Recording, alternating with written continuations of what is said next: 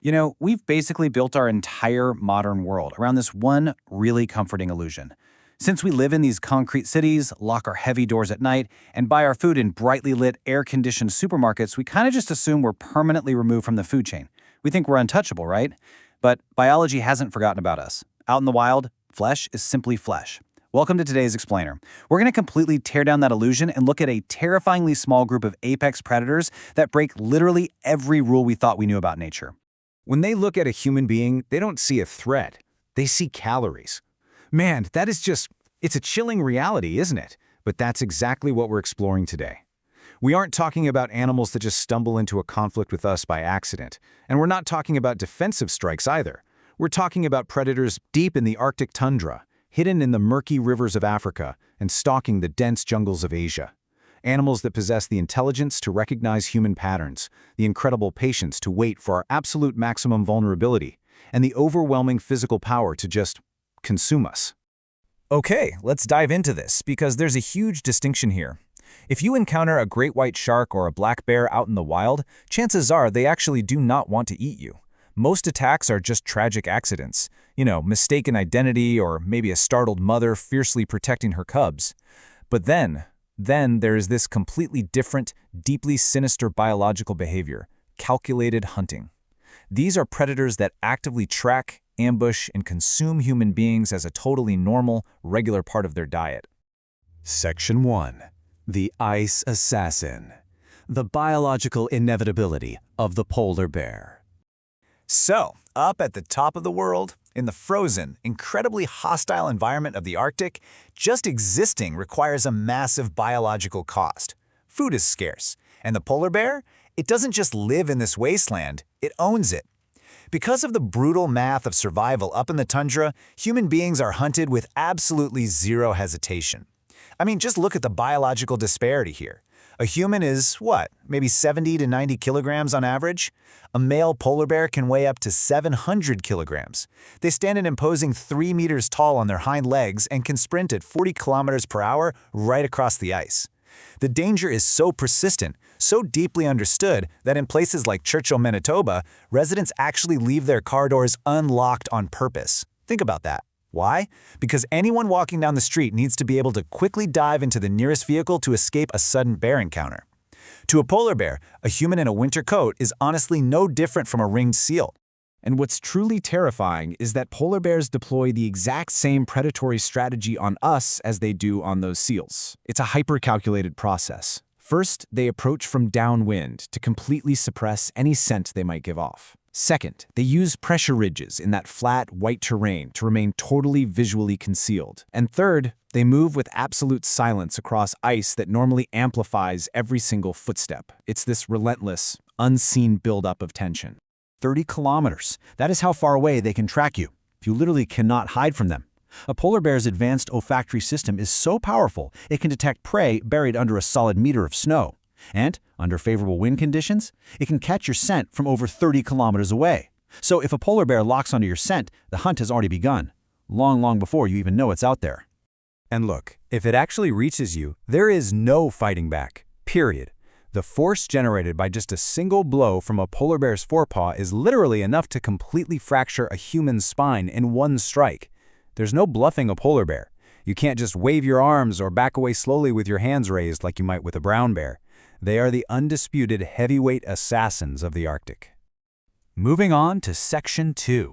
The Prehistoric Trap. 200 million years of silent, unseen patience.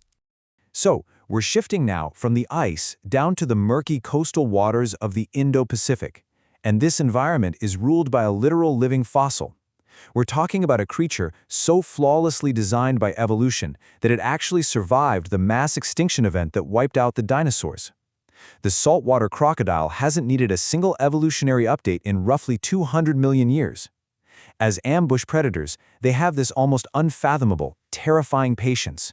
They submerge, regulate their heartbeat to near stillness, and just float there, motionlessly, like logs, for hours on end.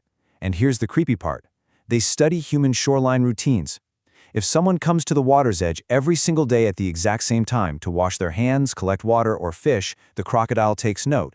It's literally watching the pattern of human movement, lying in wait before the victim even arrives at the bank. And when that strike finally happens, it is explosive. 3,700 psi. That is the strongest bite force ever recorded in any living animal. Once those jaws clamp down, they perform what's known as the death roll. Basically, they spin rapidly to tear flesh and drown their victims simultaneously. They really don't distinguish between a water buffalo, a wild boar, or a human. In crocodile territory, you are never safe in the shallow water, and you are for sure never safe standing on the bank. Section 3. Gustav the Serial Killer, when a prehistoric predator turns a river into a private hunting ground. Now we move over to Africa, where the Nile crocodile claims more human lives than any other crocodilian species on Earth. But we are actually shifting away from collective species behavior right now to look at a terrifying extreme. A predator so calculated it was actually given a name. Operating in Burundi along the Ruzizi River and Lake Tanganyika, Gustav is a massive individual Nile crocodile. We're talking over 6 meters long and weighing well over 900 kilograms.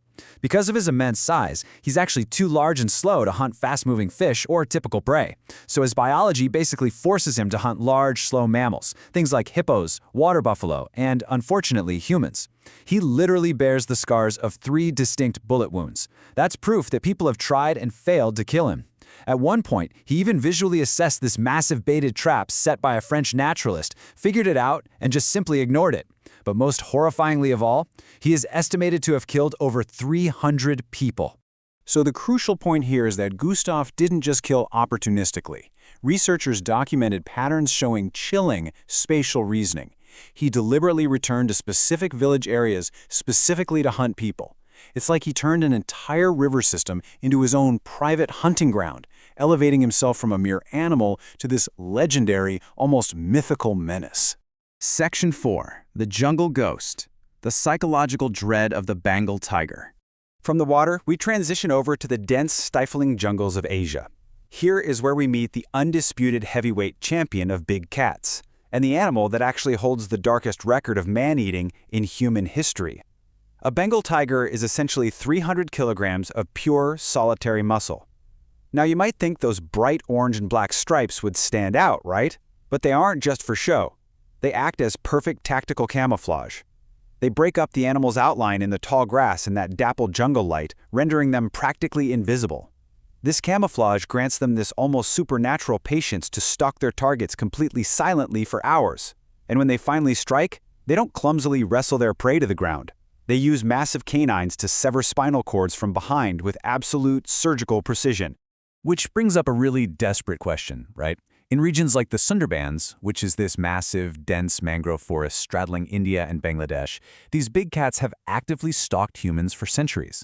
So how exactly do locals survive a silent apex predator that tracks them through thick foliage and strikes exclusively from behind?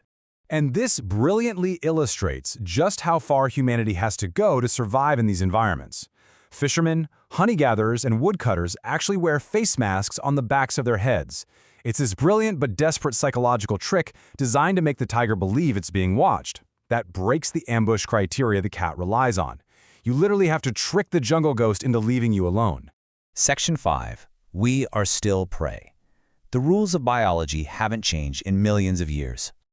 We've journeyed from the frozen Arctic to prehistoric river systems and into the dense Asian jungles. Now sitting safely behind your screen right now, separated from the wild by walls, thick doors, and miles of concrete. Just take a breath. Because right at this exact moment, a 700-kilogram polar bear is tasting the wind, scanning for a scent. Right now, ancient reptiles with bone-crushing jaws are holding their breath in the murky shallows, waiting for just one single mistake. Right now, the largest cats on Earth are moving through the brush without making a single sound. These animals do not care about our technology. They couldn't care less about our cities. To them, we are just made of meat. We are incredibly slow, and the rules of biology, they haven't changed. We have engineered a world to make us forget our place in the food chain. We no longer look over our shoulders when we walk outside. But the truth about nature is always wilder and frankly far more dangerous than fiction. So when you step out of our concrete world and into their territory, are you prepared to be the prey? Thank you for joining me for this explainer.